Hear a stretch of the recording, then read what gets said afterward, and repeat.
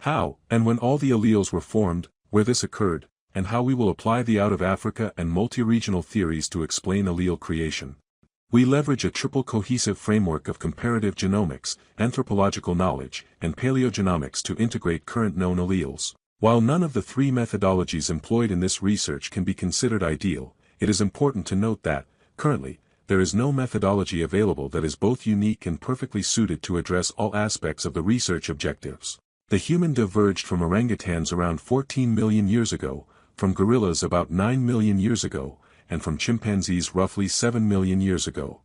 Early hominins such as Sahelanthropus, Ororan, and Ardipithecus lived between 7 and 4.4 million years ago in Central and East Africa, where the formation of lakes Tanganyika and Malawi provided essential resources within the East African Rift.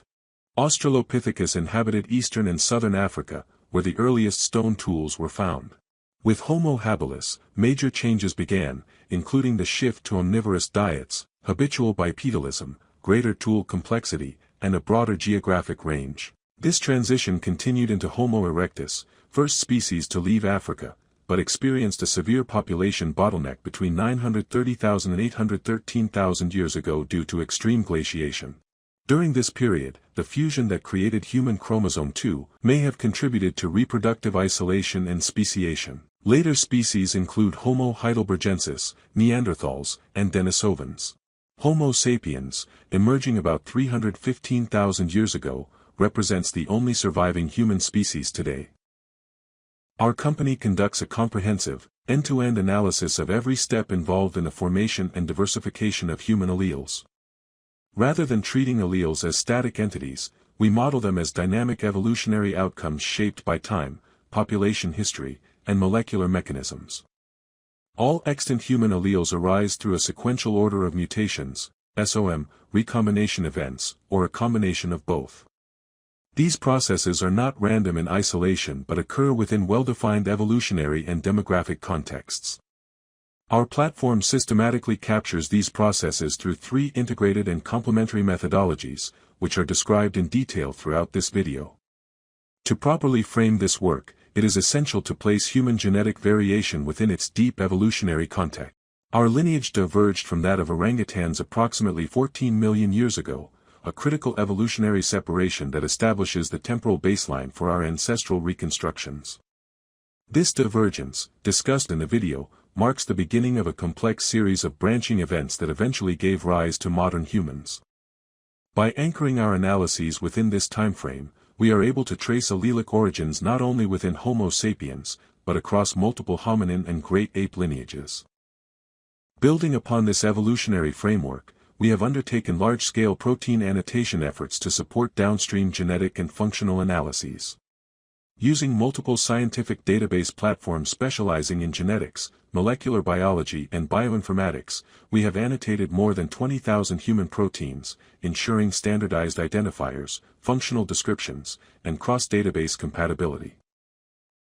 From this broader set, we curated approximately 4,000 proteins into two strategically defined groups. The first group comprises genes with established or emerging links to human disease and is consolidated under AI genomic resources. The second group focuses on genes relevant to pharmacogenomics, PGX, which we further subdivide into pharmacokinetics and pharmacodynamics to capture both drug metabolism and drug response mechanisms. Beyond protein-level annotation, our work emphasizes the reconstruction of allelic and ancestral histories at an unprecedented level of resolution.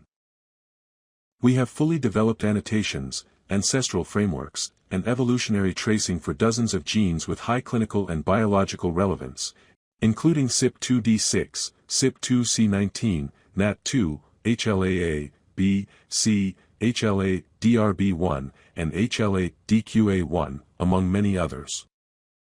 These genes were selected not only for their medical importance, but also for their rich evolutionary signal, which allows robust inference across species and populations. Our analytical workflow starts with trusted reference datasets sourced from established biomedical databases. From these sources, we annotate all known human alleles and systematically reconstruct ancestral frameworks by incorporating homologous sequences from orangutans, gorillas, chimpanzees, bonobos, and additional hominins when available. This comparative approach enables us to distinguish ancestral states from derived variants and to identify lineage-specific mutational events with high confidence. Genes' evolutionary trajectory can be examined directly within our system through a standardized 6-step analytical pipeline, designed to integrate molecular, structural, population, and evolutionary data into a single coherent framework. The first step, gene list and annotation, involves the comprehensive compilation of single nucleotide variants and alleles. This is achieved through automated web scraping and data integration from UniProt, Ensemble, NCBI databases, including nucleotide, protein, and SNPs resources, PharmVar, UCSC, and other curated repositories. This step ensures completeness and traceability of variant data. The second step, gene backbone construction, represents the core integrative layer of our platform. Here, we combine allele frequencies, molecular conformations, ancestral relationships, estimated allele ages, and geographic distributions. Additional layers include color-coded lineage mapping, parent-child allele relationships, recombination events, three-dimensional structural data, and inferred migration routes associated with population expansions and contractions. Together, these elements form a multidimensional representation of gene evolution. In the third step, allele publishing, curated allelic data are released and visualized on our platform. This ensures transparency, reproducibility, and accessibility for researchers seeking to explore or validate evolutionary and functional hypotheses. The fourth step focuses on three-dimensional conformations, where structural biology is integrated into evolutionary analysis. By modeling protein structures across alleles, we assess how specific mutations alter folding, stability, or functional domains, providing a mechanistic bridge between genotype and phenotype. The fifth step addresses the sequential order of mutations, SOM, and associated SNVs. Rather than treating variants independently, we reconstruct the temporal sequence of mutational events and linked variants that gave rise to each extant allele. This approach allows us to resolve complex haplotypes and to infer causative versus other mutations. Finally, the sixth step, allele and migration pathways, maps evolutionary trajectories onto population history. By integrating genetic data with inferred migration routes, we reconstruct how alleles spread, diversified, or declined across geographic regions and time periods. To demonstrate the full scope of this pipeline, we present three representative case studies. HLA-B exemplifies a gene with exceptionally rich data extending from orangutans to modern humans, allowing fine-grained ancestral resolution. CYP2D6 illustrates allelic diversity across multiple hominin lineages, highlighting the impact of both mutation and recombination.